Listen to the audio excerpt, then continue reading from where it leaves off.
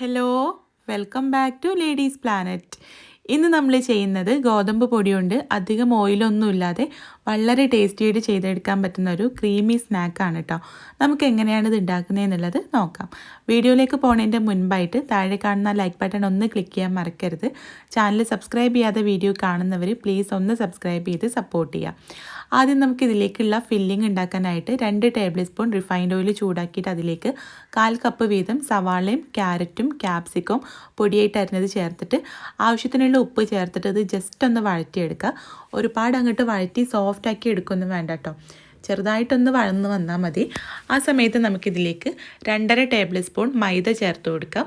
2.5 വലിയ സ്പൂണാണ് കേട്ടോ. മൈദ ചേർത്തിട്ട് നമുക്കിത് നല്ല പോലെ ഒന്ന് ഇളക്കിയെടുക്കണം. മൈദയുടെ ആ ഒരു പച്ചമണം പോകുന്ന രീതിയിൽ നല്ലതുപോലെ ഒന്ന് ഇളക്കിയെടുക്കാം. ചെറിയ തീയിലേക്ക് മാറ്റിയിട്ട് വേണം കേട്ടോ ഇളക്കിയെടുക്കാൻ, അല്ലെങ്കിൽ ഇത് കരിഞ്ഞു പോവും. മൈദ ചേർത്തിട്ട് അതിൻ്റെ പച്ചമണം മാറുന്ന സമയത്ത് ഇതിലേക്ക് ചിക്കൻ സ്റ്റോക്കാണ് കേട്ടോ ചേർത്ത് കൊടുക്കുന്നത്. നമ്മൾ ഈ സ്നാക്കിലേക്ക് ചിക്കൻ ചേർത്തിട്ടാണ് ഇത് ഉണ്ടാക്കുന്നത്. അപ്പോൾ അതുകൊണ്ട് ആ ചിക്കൻ വേവിച്ച വെള്ളത്തിൽ നിന്നും 1/2 ഗ്ലാസ്സാണ് ചേർത്ത് കൊടുക്കുന്നത്. നിങ്ങൾ ചിക്കൻ ചേർക്കാതെയാണ് ഉണ്ടാക്കുന്നതെങ്കിൽ സാധാരണ വെള്ളം ചേർത്ത് കൊടുത്താൽ മതി കേട്ടോ. മഞ്ഞൾപ്പൊടി ഉപ്പും ചേർത്ത് വേവിച്ചതാണ് ചിക്കൻ. അപ്പോൾ ആ വെള്ളമാണ് കേട്ടോ 1/2 ഗ്ലാസ് ചേർത്തിട്ടുള്ളത്. അത് ചേർത്തൊന്ന് ഇളക്കി കൊടുക്കുമ്പോൾ തന്നെ ഇത് തിക്കായിട്ട് വരും. ഒന്ന് തിക്കായിട്ട് വരുമ്പോൾ ഇതിലേക്ക് 1/2 ഗ്ലാസ് പാലും കൂടെ ചേർത്തിട്ട് കട്ടയില്ലാതെ ഒന്ന് മിക്സ് ചെയ്ത് കൊടുക്കാം. ഇനി ഇതിലേക്ക് എരിവിനനുസരിച്ചിട്ടുള്ള കുരുമുളക് പൊടി ചേർത്ത് കൊടുക്കാം. ഞാനിവിടെ 1/2 ടേബിൾ സ്പൂൺ കുരുമുളക് പൊടി കൂടെ ചേർത്തിട്ട് നല്ല പോലെ ഒന്ന് മിക്സ് ചെയ്തെടുത്തിട്ടുണ്ട്. ഇനി 1/4 കപ്പ് വേവിച്ച് പിച്ചിയെടുത്ത ചിക്കനും കൂടെ ചേർത്ത് കൊടുക്കുക. ചിക്കൻ നിങ്ങൾക്ക് വേണമെങ്കിൽ ഫ്രൈ ചെയ്തിട്ടും ചേർക്കാം കേട്ടോ. ഞാനിവിടെ മഞ്ഞൾപ്പൊടി ഉപ്പും ചേർത്തിട്ട് വേവിച്ച് പിച്ചിയെടുത്തിട്ടാണ് ചേർത്തിട്ടുള്ളത്. ഇത് നമുക്ക് ഏത് കൺസിസ്റ്റൻസിയിലാണോ വേണ്ടത് അതിനനുസരിച്ചിട്ട് ഇതൊന്ന് കുറുക്കിയെടുക്കാം. എന്നിട്ട് ഫ്ലെയിം ഓഫ് ചെയ്ത് കൊടുക്കാം. ഇനി ഇതിലേക്ക് ബാറ്റർ ഉണ്ടാക്കാനായിട്ട് ഒരു കോഴിമുട്ട മിക്സിയുടെ ജാറിലേക്ക് ചേർത്ത് കൊടുക്കാം. ഇതിലേക്ക് 1 കപ്പ് ഗോതമ്പ് പൊടി ചേർക്കാം. നിങ്ങൾക്ക് ഇതിന് പകരം മൈദ എടുക്കാം കേട്ടോ. ഗോതമ്പ് പൊടിയാണെങ്കിൽ ഒന്നുകൂടെ ഹെൽത്തി ആണല്ലോ, അതുകൊണ്ടാണ്. ഇതിലേക്ക് 1/2 ഗ്ലാസ് വെള്ളം ആവശ്യത്തിനുള്ള ഉപ്പും കൂടെ ചേർത്തിട്ട് ഒന്ന് അടിച്ചെടുത്തിട്ടുണ്ട്. അപ്പോൾ മാവ് നല്ല തിക്കാണ്. അപ്പോൾ ഒരു 1/4 ഗ്ലാസും കൂടെ വെള്ളം ചേർത്ത് കൊടുക്കുകയാണ് കേട്ടോ. അപ്പോൾ നമ്മുടെ മാവ് ഇവിടെ റെഡി ആയിട്ട് കിട്ടിയിട്ടുണ്ട്. ഇനി നമുക്കിത് തവയിൽ ഒഴിച്ചിട്ട് ഇത് വെച്ചിട്ട് ദോശ ചുട്ടെടുക്കാം. അപ്പോൾ നമുക്ക് ആവശ്യത്തിനുള്ള വലുപ്പത്തിൽ ഇത് ചുട്ടെടുക്കാം കേട്ടോ.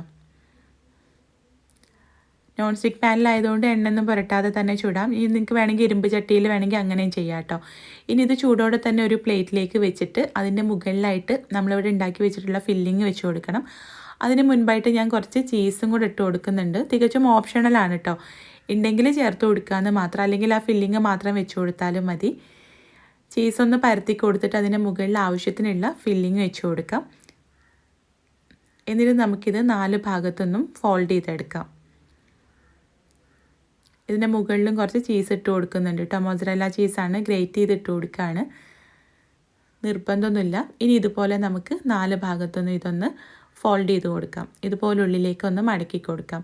ഇങ്ങനെ ഒട്ടി കിട്ടണമെന്നൊന്നുമില്ല കേട്ടോ. നമുക്ക് ഈ ഭാഗം കണ്ട് തിരിച്ചിട്ട് ഫ്രൈ ചെയ്താൽ മതി. ഇത് വേണമെങ്കിൽ നിങ്ങൾക്ക് ഇങ്ങനെയും കഴിക്കാം. ചീസ് ഇല്ലാതെ ആണെങ്കിൽ ചീസൊന്ന് മെൽറ്റായി കിട്ടാനും പുറം ഭാഗം ഒന്നുകൂടെ ഒന്ന് മൊരിഞ്ഞ് ഒന്നുകൂടെ ടേസ്റ്റി ആയിട്ട് കിട്ടാനും കൂടെ നമ്മളിതൊന്ന് ഷാലോ ഫ്രൈ ചെയ്തെടുക്കുന്നതും കൂടെ ഉണ്ട് കേട്ടോ.